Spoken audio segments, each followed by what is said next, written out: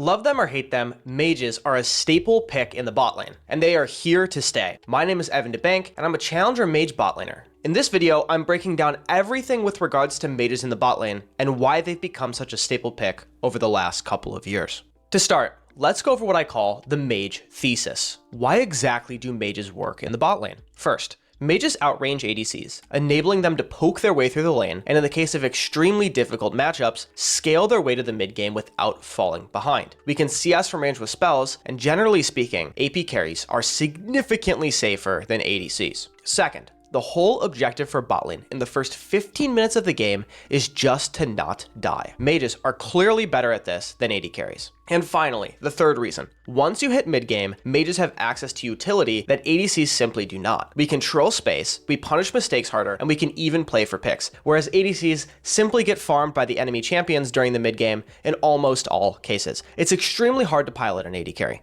Now that you have a strong understanding of the mage identity and why we play mages in the bot lane, let's get into the rest of the video. Now, let's talk about the pre-game selections for mages before you even load into the game. That includes summoner spells, runes, itemization choices, etc. The first thing to note that's interesting about mages is they're always going to be laning with flash and teleport. Now, why is this the case? Mages, unlike ADCs, are gated by mana, and so sometimes they'll have to leave lane and teleport back in the early game so that they can refresh their resources.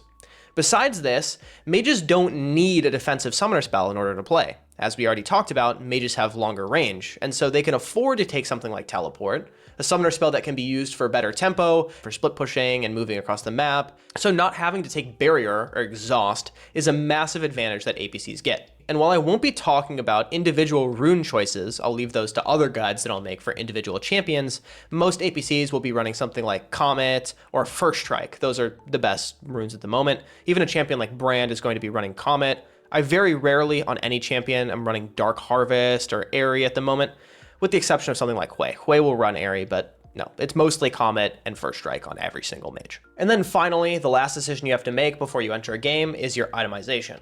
What are you going to be building? What does that look like? Does it change in the middle of the game? And the short answer is yes. Mages have a lot of variety in the item choices they can make, but most of mages have a core 2 or 3 items. Typically, you'll be building some type of mana item at the beginning, whether it's Black Torch, Luna's Echo, or Malignance, which is a little bit rarer, but in the case of Lux, you'll want an item like Malignance. Now, if there's any champion that you want to see specifically, you're curious about their itemization, you want me to do a more in-depth, detailed review of them, please leave them in the comment section below, and I'm more than happy to make guides on individual champions. Now, let's get into the meat and potatoes of gameplay. Let's start with the early game. We'll talk about laning. Mages are better in the early and mid game, and then they start to get outscaled as we get to that late game moments. Now, what that means for us in the early game is there's some onus on us to get some sort of advantage, as we will get outscaled if we let the game go super late and we don't develop a CS or kill lead. Now, contradicting exactly what I just said, mages are pretty weak levels 1 to 3. You need level 3 in order to have your 3 basic spells, and so most of the time, you'll have to concede lane prio in those first 3 levels. I recommend just running through the bot lane, dropping a ward in that middle brush, backing off, letting the lane come into you, CSing it safely, making sure you don't get hit by any unnecessary poke or hook champion along the way. And then once you hit that level 3, you can look to play for a little bit more poke and be a little bit more aggressive on your opponent. While it's going to change depending on what champion you're playing, poking is probably the most important skill for mages in the bot lane. The first and most important rule that you need to remember about mages in the bot lane: do not use your spells unless the enemy is in an animation. What do I mean by this? Let's say you're laning against an AD carry, which you often will be, and they'll be in short range going to CS a minion with their auto attacks. When they go to CS, that animation will stun them as they auto attack the minion. At this moment when they're stunned, you want to press your spells on top of them. So for instance, Brand would be pressing W, Mel would be pressing Q, Lux would be pressing E, etc. You want to use your poke when they're CSing a minion. Really good players will cancel their animation, and so they'll deny themselves one CS in order to dodge your spell. But honestly, that's you playing a spell and them losing 20, 14 gold, depending on if it's a ranged or a melee minion. But that's a good trade for you. You're pretty happy with that. And in lower level gameplay, this will just guarantee that your spells hit almost every single time. Now, the second moment that you can look to go for some poke is when it's really obvious how the enemy is going to be pathing. Let's say they're just running straight at you. They're playing Misfortune, they've pressed W, and they have the added move speed steroid. You know they're going to be running at you and they're trying to auto attack. So drop your spells on the ground or something and see if you can land some poke or dissuade them from running at you. With all that said, of course, there's moments when you can use your spells to land poke, whether you're sitting in a brush or something, in a moment that I didn't describe. And keep in mind that an APC with their spells on cooldown is extremely punishable, and so you'll want to back up after you place all of your spells on cooldown. The second thing you need to know is about wave management and wave control. On every wave, we need to ask ourselves a series of questions. The first question, am I stronger than my opponent? If the answer is no, well, you are likely at the mercy of your opponent and what they decide to do with the wave. Your job is to respond to what they're doing, to keep yourself high HP, and ensure that you don't get tower dove or killed because you're trying to contest the wave unnecessarily. The second question, can I contest the wave? If the answer to the previous question was yes, where you are under conditions where you can contest the wave, you have three options: freeze the wave, slow push the wave, or hard push the wave. Let's start with hard pushing the wave. Hard pushing the wave just means you hit the wave as fast as possible so that your minions end up under their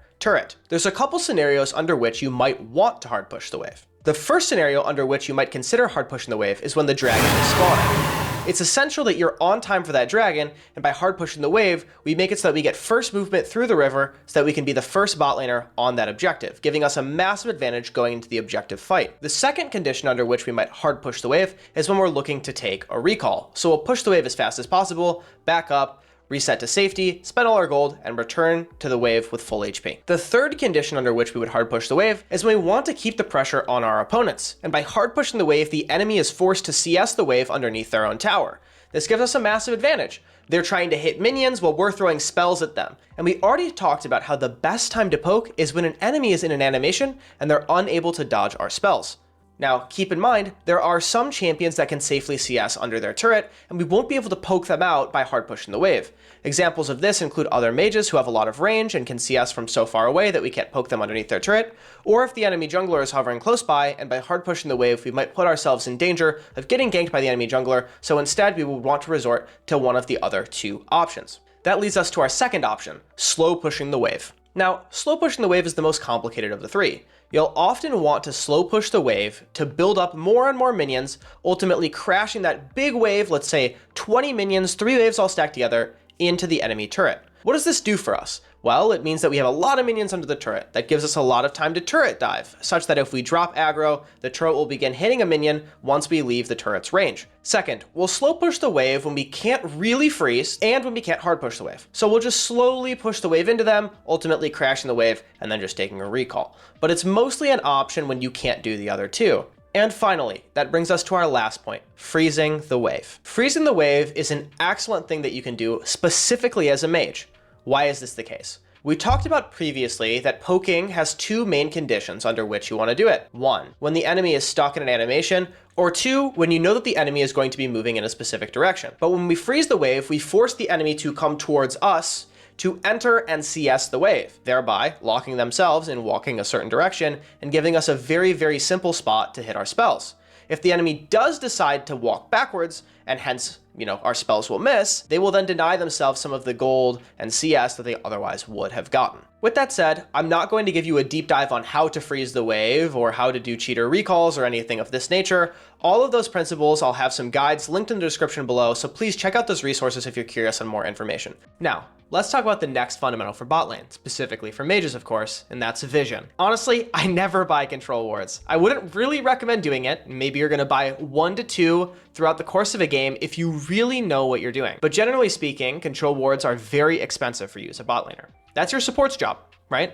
It's your job to carry the game, and investing 75 gold in an item that gives you no combat stats is generally speaking not worth it. And outside of control wards, ward where you expect the enemy jungler is coming from. For instance, most junglers will complete their first full clear around 3 minutes, so make sure you drop that first ward around 2:30 so you can prevent the enemy jungler from moving into position and ultimately ganking you. All right, that's everything that we need to know about early game. Let's talk a little bit about the early to mid game. And specifically, there's one really important difference between early game and this early to mid game section that you've probably never really heard about from other people. And that's that your support is probably not going to be bot lane. Especially at the highest levels of gameplay, supports are typically roaming around this timer that I'd consider to be between first grubs and second, dragon. This is when you're roughly level 5 to level 9, your support's trying to affect the map and play for objectives, and most of the time you'll find yourself alone. Key to this point in the game is having good map awareness, knowing when the supports and junglers are going to come back bot side, and making sure you aren't overextended while they're there. Vice versa, when the enemy support and junglers are not there, making sure you punish the enemy AD carry as hard as possible. But how exactly do we punish the enemy AD carry as hard as possible? And let's talk about that. This is the Mage versus AD carry 1v1. Generally speaking, of course, ADCs have more sustained DPS, their auto attacks are stronger, and mages have more poke. The key here is ensuring that the enemy AD carry cannot find a window to get on top of us. If we make the lane about poking and make sure the enemy champion can't get on top of us, we'll certainly win the 1v1. There's a lot of champions that are extremely deadly with this regard. Lucian, for instance, has an easy time getting on top of us with his E and ult range.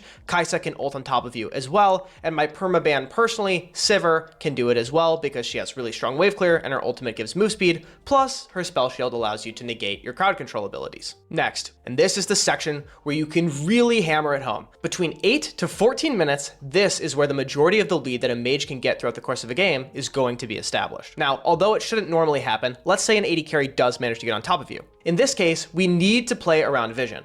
Mages have the advantage when playing around vision and the alcove. We need to make sure that we're kiting the enemy according to their vision. Think about it like this. An auto attack is a targeted spell, more or less. The enemy has to right click you, and to do that, they need vision of you. But we're mages. We don't need to right click them to use most of our spells. And so kiting them around these alcoves and bushes can give us an advantage where we can get DPS onto them without them being able to return fire. With that said, there's not much advice I can give you here outside of those two main tips. You really just have to play some games on mages and get a feel for how the champions work.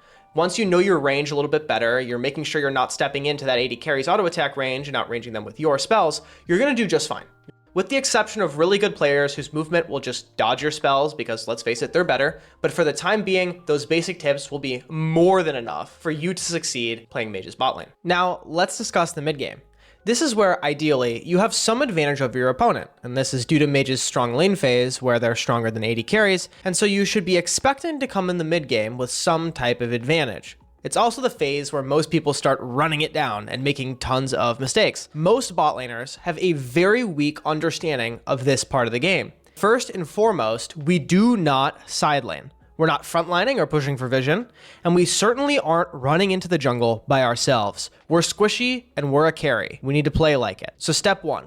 Mage Botlane is about securing mid priority. When waves are crashing mid lane, you need to be there. To this end, swapping with your mid laner such that they are side laning is completely necessary. We clear waves on spawn, keeping our support close to us in the case that we are in danger. After we secure mid priority, we have some options. We can take a base, poke the enemy, get turret damage, drop a ward, take the dragon, gank a side lane, etc. Just ensure that you're doing something. Obviously, if dragon's up in 45 seconds, that's probably the play, unless we're extremely far behind. And obviously, decisions can change depending on each individual game. The important thing here is that we don't end up walking in circles or needlessly marching up the mid lane to follow the wave and push it in. It's just not a good idea. If you follow these two principles, it gets a lot easier to stop taking bad fights and flipping games. As mages, we create tempo. We use that tempo and our ability to get mid priority to advance the game. We ensure that if the enemy is walking into jungle or our river, they could potentially be walking into us, our vision that we've placed down with our mid priority and our control. We can easily get picks because our champions have CC and the ability to threaten those enemy champions that might be face checking us. So we utilize our tempo and priority that we get on mid wave, then we catch the enemy out of position and we play on timers when we have push, we have priority, and we have our vision set up. Now, real quick, I want to say, playing Mage's bot lane is very formulaic. 90% of the time, your decision making does not change. You will be doing the same thing game over game and refining that thought process and actively making sure that you are making good decisions and watching your VODs back to make sure that you made the right decisions, that you didn't misread the situation. That is the hard part of bot lane. But with repetition and constantly thinking about what you're doing, I'm confident that everyone here can learn how to be good on Mage's bot lane. It's not the most complicated playstyle mechanically, but macro-wise, Mage's bot lane will put you to the test. Teamfighting.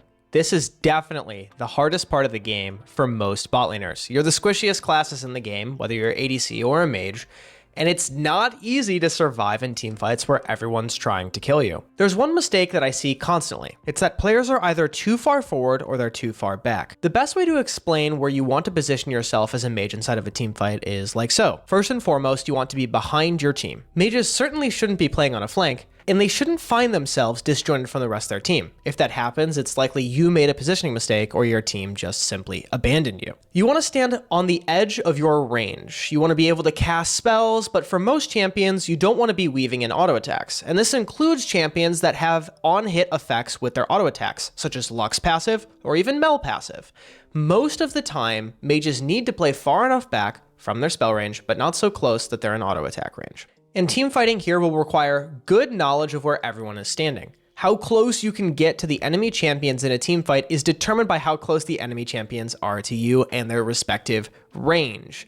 Let's say you're hitting an Ornn. Ornn's range is very low after he uses his ultimate. You're probably free to step up and auto attack him here. The same cannot be said for a Jarvan. If Jarvan EQs you, you're likely going down. So we need to make sure we're paying attention to everything that's happening in the team fight. This requires good camera movement, good awareness, and good knowledge of what all the champions in the game do. This is the barrier to entry that gates people from wanting to go bot lane, as they're playing such a squishy character that can die to almost anything. Couple important things. We need to make sure we know what flashes are on or off cooldown. And if we don't, we need to make sure we save our flash for when we absolutely need it. It's almost never worth to flash for one kill inside of a team fight. We're not dying to run forward and burst one enemy down. Your job is to kill the entire enemy team, not just one.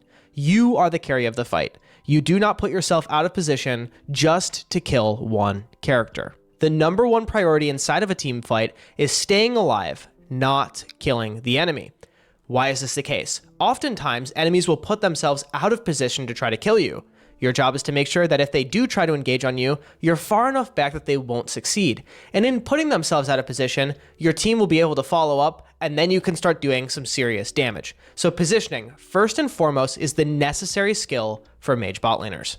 For mages, teamfighting is going to vary a lot depending on the champion you're playing. For instance, a lot of champions are really good at controlling chokes. Think Zyra or Orianna, who can put their zoning elements like Zyra's plants or Orianna's ball inside of a choke respectively. Other champions are not so good at doing that. Think Brand, who's really good against melee characters, and especially when the enemy team is diving on him, but he's not great at controlling a choke, and he can't really hit people from so far away. So, depending on the champion you're playing, the playstyle that you're looking for might change in the teamfight, but the general rules that I gave you are going to work for just about any mage in the game. Now, there's one last tip that I have about teamfighting for you all, and that's sometimes don't. What do I mean by this? Well, some team comps are just better off in the split push. You'll know when you load into a game and it is impossible for you to teamfight. You have 0 CC, you're playing 5 range characters, give the dragon. Sometimes you're going to lose that dragon anyways, and it's better not to die and give those 5 kills to the enemy team, and instead spend your time taking towers on the map, CSing waves, or maybe stealing jungle camps.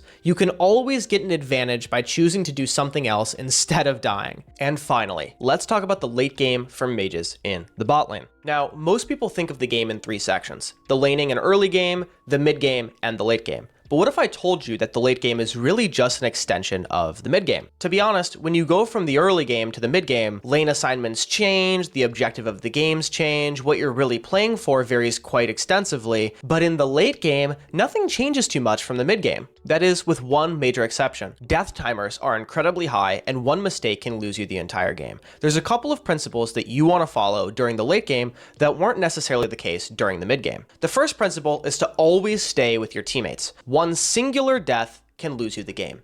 Make sure that you are aware of where they are. Ping them when they're making a mistake, and try to stay on top of them as much as possible. Of course, during this part of the game, you still want to be securing mid priority. Doing so can prevent the enemy team from ending the game, especially if you take a losing fight. But our number one priority is making sure that everyone stays alive. One death with a 70-second death timer can be the end of an otherwise winning game. The stakes are much, much larger. Now, we need to make sure that we are playing perfectly. We are never walking into River without vision, whether it's Elder Dragon, Dragon Soul, or Baron, that you're not contesting at all. Instead, don't contest the objective. Don't play for the losing fight. Go for mid, secure mid priority, and try to take the enemy turrets. If you can't make a trade on the map, that's okay. wait for the enemy team to make a mistake, and then it's your time to play the game. But make sure that you prioritize not dying over everything else. Now, with those pieces of advice out of the way, there's not many remaining tips that I can give you about the late game. Instead, I highly recommend that you guys check out this video by Expect2, along with a couple of other resources linked in the description below. It will just label some of the situations that you might find yourself in during the late game section of the game. If you've made it this far into the video, I want to sincerely thank you for watching the entire thing. I hope you learned a lot about how mages function in the bot lane, and I know there's not many resources out there on the internet for someone who's trying to get into this class in a unique role. And let's be honest, everyone hates mage players, so it's not easy to ask other people for advice. I understand that because when I was trying to learn mages, there was nothing out there. And so I hope that something like this can help you guys get a better understanding of what mages actually do in the bot lane, instead of just being a terrorist and ruining other people's lives like people say. There's actually a lot of strategy around mages, and they're very interesting, and I find them extremely fun, but maybe it's just because I'm getting old. If you guys do have any questions, please leave them in the comment section below. I sincerely mean that. I will answer all of your questions in the comment section. It doesn't matter if you see this video 6 months from now, a year from now. I want this to be a place where you can get all of the information you need about how to play this role of character. And if you're looking for a deep dive into any specific champion or any fundamental thing about League of Legends, for instance, cheater recalls, wave management, anything a little bit more in depth than what I did in this rundown, then leave it in the comment section as well. Thank you very, very much for watching, and I hope you have a great rest of your day.